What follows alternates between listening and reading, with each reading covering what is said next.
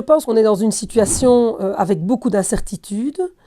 Et cette situation avec beaucoup d'incertitudes, en fait, va créer beaucoup d'anxiété, d'angoisse chez les personnes. Donc, l'être humain, il a besoin de savoir où il va, il a besoin d'avoir un certain contrôle sur son environnement, il a besoin pour ça aussi de prévision, donc de pouvoir prévoir le futur. Et donc, dans ces incertitudes-là, le citoyen va s'accrocher aux certitudes qu'il veut ou qu'il peut. Et donc, parmi les certitudes qu'on peut trouver autour de soi, il y a tout ce que le gouvernement va nous donner comme recommandations, comme informations, qui vont permettre aux citoyens de se positionner aussi et d'essayer de trouver une position la moins inconfortable possible et surtout avec le plus de prévision possible. Et donc, vraiment, ce qui caractérise notamment un événement traumatisant, c'est le fait de se retrouver face à quelque chose de totalement imprévu, incontrôlable, qu'on ne peut pas contrôler. Et donc, là, le gouvernement, par les mesures qu'il donne, peuvent aider parfois la population à reprendre le contrôle ou pas. Donc, ça peut aller dans les deux sens sur la situation.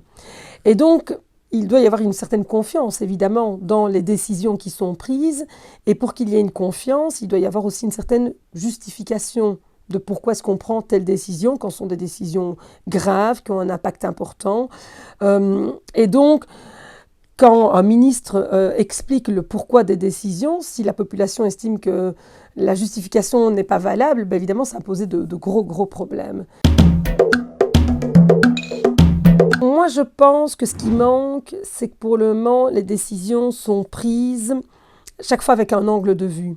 Ce qui est aussi logique, pour simplifier le problème, on va s'attacher à un angle de vue. Donc, par exemple, dans un premier temps, on voit que c'est le monde médical qui est en train de crouler parce que les hôpitaux sont envahis. Et donc, priorité absolue au monde médical et on arrête tout sur le côté. Et puis maintenant, on se dit quand même le monde économique, les magasins, donc on change le focus, alors que le monde médical n'est pas d'accord. Et ici, j'entendais dernièrement les soins de santé psychiatriques qui vont connaître un boom.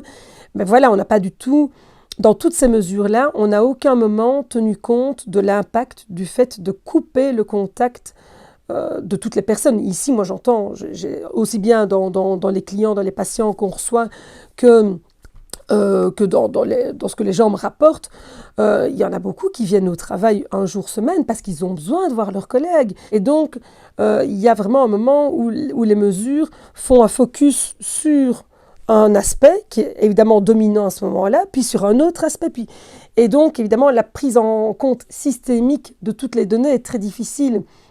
On peut comprendre qu'à certains moments, il faut vraiment donner la priorité à un domaine, parce que c'est vraiment ce domaine-là qui est problématique. Mais la longueur, évidemment, va amener de graves problèmes ailleurs. Et je pense que dans les soins de santé mentale, on va vraiment aller vers de gros problèmes, d'autant plus qu'on est dans des situations qui durent et qu'on voit qu'en termes de traumatisme, c'est un facteur de risque important. On a une souffrance qui est, on va dire, sourde, qui peut être légère dans un premier temps, et puis qui en fait va s'accentuer de manière imperceptible parfois pour la personne. C'est parfois l'entourage qui va peut-être se rendre compte petit à petit, tiens, ma mère, elle commence à être un peu sur les nerfs, elle s'énerve vraiment très vite au fur et à mesure du temps. Mon père, il commence, ou ma mère commence à boire de plus en plus le soir, l'apéro commence de plus en plus tôt alors qu'on est en semaine. Donc on va vraiment avoir des mécanismes comme ça imperceptibles qui vont se mettre en place. Et c'est au moment où les gens vont se dire qu'ils vont vraiment très mal, qu'ils vont consulter. Et là, il y a en effet, et on le voyait dans un reportage dernièrement sur la première, sur la RTB, qui risque d'y avoir une explosion au niveau des admissions en psychiatrie pour des personnes qui, a priori, n'avaient pas de problème psychiatrique. Peut-être même que nous, au niveau de la science psychologique, ce sont des phénomènes qu'on ne connaît peut-être pas encore assez bien non plus, mais c'est certain que ça va révéler des tas de fragilités chez un grand nombre de personnes, avec une explosion des consultations. Et là, de nouveau, avec les personnes qui ont plus les moyens, qui vont pouvoir consulter plus rapidement, qui vont ne pas être sur une liste d'attente pour aller dans un centre de santé mentale et qui vont pouvoir être pris en charge plus rapidement, alors que d'autres qui dépendent de centres où il y a des listes d'attente parfois d'1 an.